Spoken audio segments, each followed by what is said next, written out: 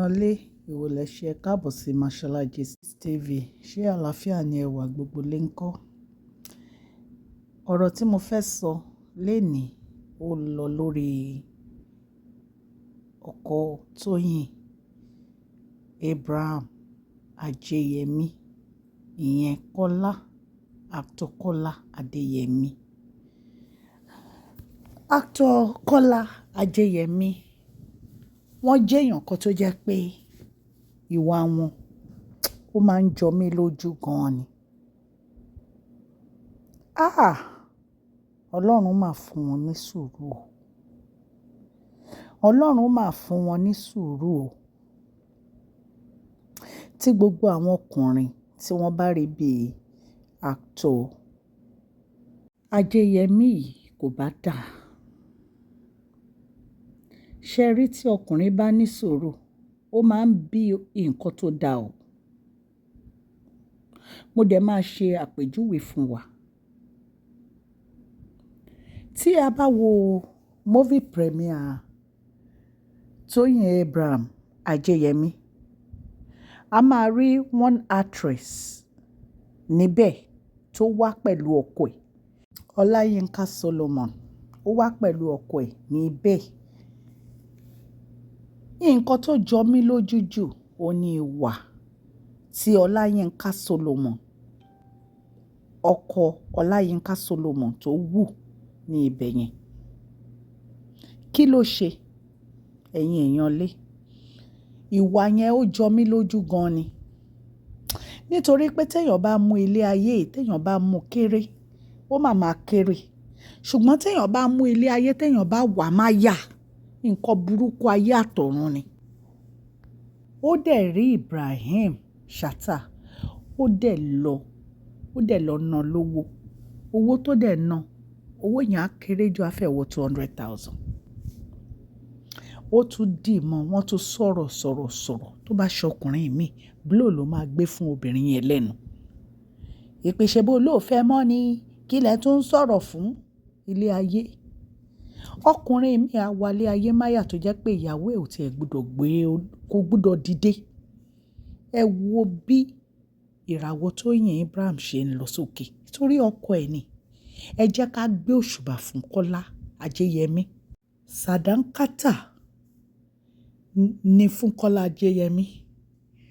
Tó bá ṣe ọkùnrin mi ni pẹ̀lú gbogbo nǹkan tó ti gbọ́ sí etí,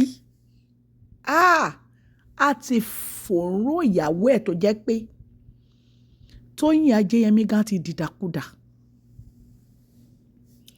Ṣùgbọ́n kàkà bẹ́ẹ̀, ó tún fi ìfẹ́ hàn sí Tóyìn Ajayemi ni. Ẹ wo bó ṣe yẹ Tóyìn Ajayemi àti Kọ́lá Ajayemi ní ọjọ́ premiere Ìyálóde yìí. Ẹ wo bó ṣe yẹ wọ́n. Ẹ̀yin ọkùnrin, ẹ fi iye kẹ́kọ̀ọ́ o. Ẹ má máa ṣọ́yàwó yín. Ẹ má máa ṣọ́yàwó yín kiri. Ọkùnrin mi á ṣọ́yàwó ẹ̀ títí tó jẹ́ pé obìnrin yẹn á fi bọ́mọ lọ́wọ́.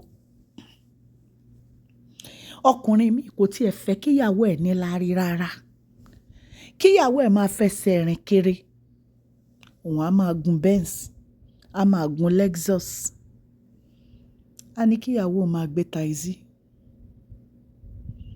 Kí ló dé? Kí ló dé? Ilé ayé ilé asán ni. Obìnrin ò ń ṣẹrú. Olùrànlọ́wọ́ ni obìnrin jẹ́. Olùrànlọ́wọ́ ni obìnrin jẹ́. Ẹ jẹ́ ká máa ran gbogbo àwọn ìyàwó wa lọ́wọ́. Ẹ jẹ́ ká máa ran àwọn ìyàwó wa lọ́wọ́. Ẹ jẹ́ ká máa ran àwọn ìyàwó wa lọ́wọ́. Kì í ṣe ká máa treat ìyàwó wa, ká máa treat ìyàwó wa. Obìnrin mi tó bá ti gbóhùn ọkọ ẹ̀ báyìí pé ọkọ òun dé tó gbọ́ hàn, ó máa lọ wábi jókòó sí ni. Kò lè jáde. Tọkọ ẹ̀ bá jáde, ọkùnrin yẹn máa fa ago ṣọ́ kiri ni. Níbo ló wà? Níbo ló wà? Níbo ló wà? Kí ló dé? ẹ wá wo actor Kọ́lá Ajẹ́yẹmí, ìwà wọn ó wù mí. Ìwà ìpẹ̀lẹ́, ìwà ọmọlúàbí, ìwà ìrẹ̀lẹ̀. Bí ìwà wọn ṣe wù mí, náà ni ìwà Múyìwá Adémọ́lá wù mí. Múyìwá Adémọ́lá ọkùnrin ni. Ìwà pẹ̀lẹ́ ló yẹ kí ọkùnrin máa wù. Ó jókòó ti ìyàwó ẹ̀.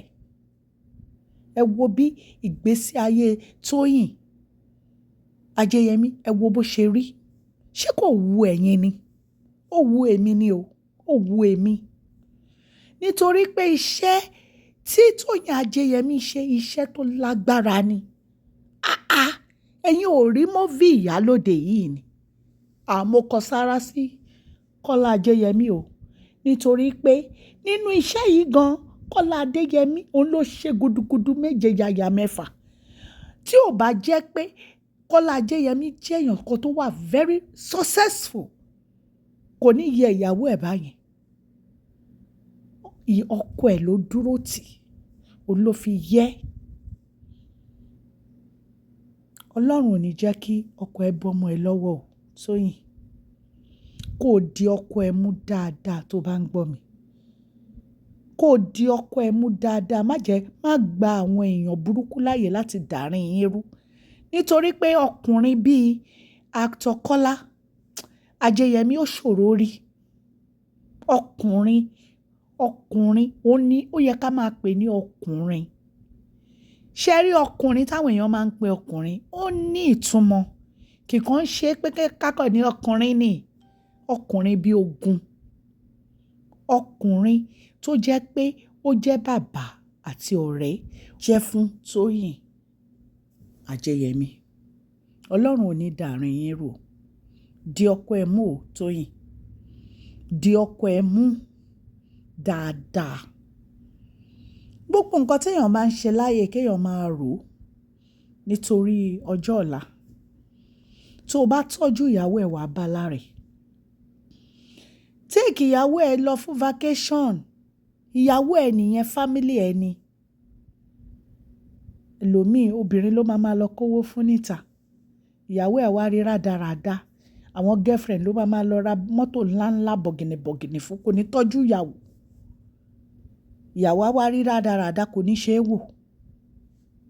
Ẹ jẹ́ ká tọ́jú ilé o. Nítorí pé tí gbogbo àwọn ẹni tí ẹ̀ ń kówó fún yìí, tí wọ́n bá rí pé ẹ níṣòro, gbogbo wọn ló máa sálọ. Aya nìkan ló máa dúró tì ẹ́.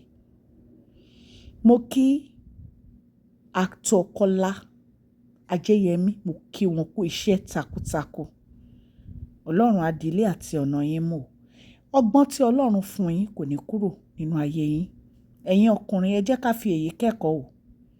Àmọ́ ọ̀rọ̀ yìí wá láti iléeṣẹ́ Mashola Gist TV. God bless you all. Share, like and subscribe.